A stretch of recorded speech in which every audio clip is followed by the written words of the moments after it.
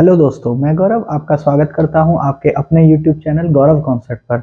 और मैं जो आपको प्रेसिडेंट पढ़ा रहा था, इसी में हम सबसे इम्पोर्टेंट क्लास लेकर आए हैं जिसका नाम है पावर ऑफ प्रेसिडेंट। अभी तक तो हमने राष्ट्रपति की बात की थी कि आर्टिकल 52 में एक राष्ट्रपति होगा, आर्टिकल 53 में वो कार्यकारी जो शक्तियां होंगी वो राष्ट्रपति में निहित होंगी। राष्ट्रपति को शपथ कौन दिलाएगा, निर्वाचन कैसे होगा, इम्पीचमेंट कैसे होगा, वो सारी चीजें हमने जानी थी आर्टिकल 52 से आर्टिकल 61 के बीच में। अब हम बात करते हैं राष्ट्रपति की शक्तियों के बारे में, जो सबसे इंपॉर्टेंट टॉपिक है राष्ट्रपति की पावर्स के बारे में, और जो ज्यादातर टीचर्स क्या कर देते हैं, छोड़ देते हैं। तो हम यहीं पे बात करने वाले हैं पावर्स ऑफ प्रेसिडेंट की। इसी में मैं सबसे पहले पावर लेके आया हूं, जिस पावर का नाम है एग्जीक्यूटिव पावर या एडमिनिस्ट्रेटिव पावर। हमने पढ़ा था आर्टिकल 53 के तहत कि जितनी भी एग्जीक्यूटिव पावर होंगी वो राष्ट्रपति में निहित होंगी। कहने का मतलब जितनी भी कार्यकारी शक्तियां होंगी वो राष्ट्रपति में निहित होंगी। और मैंने आपको उस समय बताया भी था कि जो राष्ट्रपति की कार्यकारी शक्तियां हैं उसको हम लोग डिटेल में जानेंगे यहाँ पर, ठीक, कि क्यों राष्ट्रपति के अंदर सारी कार्यकारिणी शक्तियां जो होती हैं वो निहित होती हैं। अब एग्जीक्यूटिव पावर से मतलब क्या है? एग्जीक्यूटिव पावर में राष्ट्रपति की दो पावर होती हैं, एक तो अपॉइंटमेंट और रिमूवल, और एक होता है फॉर्मेशन ऑफ ऑर्गेनाइजेशन। अब अपॉइंटमेंट और रिमूवल में क्या होता है? राष्ट्रपति वो कौन कौन से लोग हैं जिनकी नियुक्ति करता है। सबसे पहला इंपॉर्टेंट आदमी हमारे देश में है प्रधानमंत्री। इसी प्रधानमंत्री और उसका मंत्री परिषद जो सारी की सारी सरकार को चलाता है, गवर्नमेंट को चलाता है, उसी की नियुक्ति किसके द्वारा की जाती है? राष्ट्रपति के द्वारा की जाती है। और आर्टिकल 75 लिखता भी यही बात है कि राष्ट्रपति और उसके मंत्री परिषद की नियुक्ति कौन करेगा? राष्ट्रपति करेगा, जो राष्ट्रपति को सलाह देने के लिए ठीक क्या किया जाता है? नियुक्त किया जाता है। तो प्रधानमंत्री और काउंसिल ऑफ मिनिस्टर की नियुक्ति कौन करता है? राष्ट्रपति करता है। लेकिन भाई जब हम प्रधानमंत्री की बात करते हैं तो प्रधानमंत्री एक्चुअल में होता क्या है?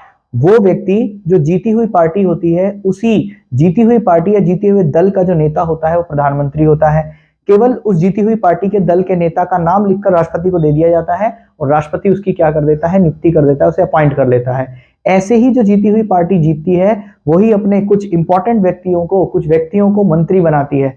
वही होता है उसका काउंसिल ऑफ मिनिस्टर, जिसको हम कहते हैं मंत्री परिषद, ठीक, जिसका काम है अलग अलग मंत्रालयों को देखना। उनकी नियुक्ति कौन करता है? राष्ट्रपति करता है। उन्हें हटाता भी कौन है? राष्ट्रपति हटाता है। लेकिन अगर हम कहें कि भाई आज मौसम बहुत बढ़िया है और राष्ट्रपति को प्रधानमंत्री को हटा देना चाहिए, क्या ऐसा संभव है? नहीं। प्रधानमंत्री को राष्ट्रपति एक ही शर्त पर हटा सकता है, यदि सरकार गिर जाए, ठीक, या संसद के अंदर कोई ना कोई प्रस्ताव पारित हो जाए, उसी कारण से, उसी वजह से तभी प्रधानमंत्री को हटाया जा सकता है, अन्यथा नहीं हटाया जा सकता। तो पहले दो पॉइंट आपको समझ में आते हैं। प्रधानमंत्री की नियुक्ति राष्ट्रपति के द्वारा, प्रधानमंत्री को हटाया जाता है राष्ट्रपति के द्वारा, काउंसिल ऑफ मिनिस्टर को राष्ट्रपति के द्वारा, काउंसिल ऑफ मिनिस्टर को हटाया जाता है राष्ट्रपति के द्वारा। नेक्स्ट आता है गवर्नर। अब ये गवर्नर क्या होता है? भाई हमारे देश में सबसे पहला जो व्यक्ति होता है वो राष्ट्रपति होता है। लेकिन राष्ट्रपति पूरे देश को एक साथ नहीं देख सकता, अकेला नहीं देख सकता। इसीलिए हमारे देश में राज्यों के लिए राष्ट्रपति नियुक्त करता है किसको? गवर्नर को। तो उसी गवर्नर ऑफ स्टेट को या राज्यों के राज्यपाल को, जो आर्टिकल 155 में लिखा है, उसकी नियुक्ति कौन करता है? राष्ट्रपति करता है। और उसे हटाता भी कौन है? राष्ट्रपति हटाता है। बाकी जब हम इन टॉपिक को डिटेल में पढ़ेंगे तो इनके बारे में और आगे जानेंगे। फिलहाल आपको याद रखना है कि गवर्नर ऑफ स्टेट या राज्यपाल की नियुक्ति कौन करता है? राष्ट्रपति करता है। अब राज्यों के लिए तो हो गया राज्यपाल, लेकिन राज्यों से अलग हमारे देश में क्या है? यूनियन टेरिटरी, केंद्र शासित प्रदेश। और इन केंद्र शासित प्रदेशों में 3 लोगों की नियुक्ति की जाती है। एक को हम बोलते हैं लेफ्टिनेंट गवर्नर, उपराज्यपाल, एक को हम बोलते हैं प्रशासक, और एक को बोलते हैं हम कमिश्नर। तो आपको ध्यान रखना है 3 लोगों की नियुक्ति इसमें की जाती है। एक को हम बोलते हैं एडमिनिस्ट्रेटर, एक को हम बोलते हैं कमिश्नर, और एक को बोलते हैं लेफ्टिनेंट गवर्नर। आपसे पेपर में कई बार क्वेश्चन पेपर में पूछा हुआ है कि भारत के कितने केंद्र शासित प्रदेशों में लेफ्टिनेंट उपराज्यपाल का पद है? तो वो है दिल्ली, पुडुचेरी, अंडमान निकोबार, लद्दाख और जम्मू कश्मीर। साथ ही आपको ये बात भी ध्यान रखनी है कि दिल्ली और पुडुचेरी में विधानसभा है, लेजिस्लेटिव असेंबली है, और जहां जहां लेजिस्लेटिव असेंबली होती है वहां कौन होता है? सीएम, मुख्यमंत्री। इस मुख्यमंत्री की नियुक्ति भी कौन करता है? राष्ट्रपति करता है। लेकिन केवल कहां पर? दिल्ली और पुडुचेरी में। अभी हमने एक जम्मू कश्मीर के बारे में पढ़ा है। जम्मू कश्मीर में विधानसभा है, लेकिन अभी वहां पर निर्वाचन नहीं हुए हैं। जब वहां पर निर्वाचन होंगे तो वहां की कार्रवाई को देखा जाएगा। फिलहाल आपको याद रखना है दिल्ली और पुडुचेरी की विधानसभा में है तो वहां पर मुख्यमंत्री होगा, और उस मुख्यमंत्री की नियुक्ति कौन करेगा? राष्ट्रपति। राज्यों के जो मुख्यमंत्री होते हैं उनकी नियुक्ति कौन करता है? गवर्नर करता है, ठीक। लेकिन दिल्ली और पुडुचेरी के जो सीएम है उनकी नियुक्ति कौन करेगा? राष्ट्रपति करेगा। नेक्स्ट, अगले व्यक्ति की बात करते हैं, अटॉर्नी जनरल, जो सरकार का सबसे पहला विधि अधिकारी होता है, लॉ ऑफिसर होता है, उसकी नियुक्ति भी कौन करता है? राष्ट्रपति करता है। एक होता है CAG, comptroller general of India, उसकी नियुक्ति भी कौन करता है?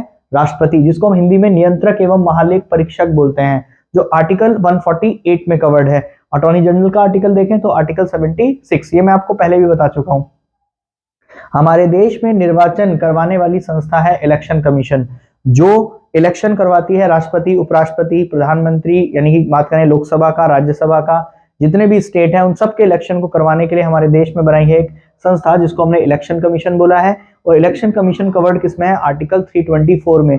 इसी इलेक्शन कमीशन में जो सबसे उच्च अधिकारी होता है, जो व्यक्ति होता है, उसे हम बोलते हैं चीफ इलेक्शन कमिश्नर, मुख्य निर्वाचन आयुक्त, और उसकी नियुक्ति भी कौन करता है? राष्ट्रपति, उसे हटाता भी कौन है? राष्ट्रपति, ठीक। ऑल द जजेस of supreme court and high court, सर्वोच्च न्यायालय और उच्च न्यायालय के सभी न्यायाधीशों की नियुक्ति भी कौन करता है? राष्ट्रपति, और उन्हें हटाता भी कौन है? राष्ट्रपति। यूपीएससी के चेयरमैन की नियुक्ति भी कौन करता है? राष्ट्रपति। UPSC covered under article 315। CIC का मतलब है सेंट्रल इंफॉर्मेशन कमिश्नर, तो जो सेंट्रल इंफॉर्मेशनल कमिश्नर है, सेंट्रल इंफॉर्मेशन कमिश्नर है, ठीक, उसकी नियुक्ति भी कौन करता है? राष्ट्रपति। सीवीसी का मतलब है central vigilance commission, central vigilance commission, इसकी नियुक्ति भी कौन करता है? राष्ट्रपति, ठीक। तो इन लोगों की नियुक्ति किसके द्वारा की जाती है? राष्ट्रपति के द्वारा की जाती है, और इनको हटाता भी कौन है? राष्ट्रपति। लेकिन सभी को हटाने की प्रक्रिया अलग अलग है। वो जैसे जैसे हम पॉलिटी को पढ़ेंगे वैसे वैसे हम डिटेल में जानेंगे कि किस व्यक्ति को किस तरीके से हटाया जा सकता है। हो सकता है किसी को संसद में बिल द्वारा हटाया जा सके, हो सकता है किसी में पार्लियामेंट या संसद की सलाह पर हटाया जा सके, या सेंट्रल गवर्नमेंट की सलाह पर हटाया जा सके। लेकिन उसे हटाने का काम कौन करता है अंतिम रूप से? राष्ट्रपति, राष्ट्रपति, राष्ट्रपति, ठीक। तो ये जो राष्ट्रपति है, प्रधानमंत्री की नियुक्ति, काउंसिल ऑफ मिनिस्टर की नियुक्ति, गवर्नर की नियुक्ति, स्टेट यूनियन टेरिटरी के अंदर लेफ्टिनेंट गवर्नर, एडमिनिस्ट्रेटर और कमिश्नर की नियुक्ति, ठीक। उसके बाद attorney general, CAG, chief election commissioner, all the जजेस of supreme court, high court, UPSC का चेयरमैन, सीआईसी, सीवीसी के जो अध्यक्ष हैं, उनकी नियुक्ति भी कौन करता है? राष्ट्रपति करता है। तो पहली एग्जीक्यूटिव पावर में बात करते हैं हम अपॉइंटमेंट की और रिमूवल की। दूसरी एग्जीक्यूटिव पावर में जो बी, जिसमें हम राष्ट्रपति के द्वारा कुछ संस्थाओं का निर्माण किया जाता है, उसी में सबसे पहले है फाइनेंस कमीशन, वित्त आयोग। वो वित्त आयोग जो पूरे देश में मंत्रालयों का लेखा जोखा रखता है कि किसको कितना पैसा देना है, किससे कितना पैसा कलेक्ट करना है, क्या क्या रखना है। वो फाइनेंस कमीशन जो आर्टिकल 288 में लिखा हुआ है, 280 में लिखा हुआ है वित्त आयोग, उसको भी कौन बनाता है? राष्ट्रपति बनाता है। जब भी कोई नई सरकार बनेगी तो उस नई सरकार का खुद का एक वित्त कमीशन होगा, फाइनेंस कमीशन होगा, उसको बनाने वाला व्यक्ति भी कौन होता है?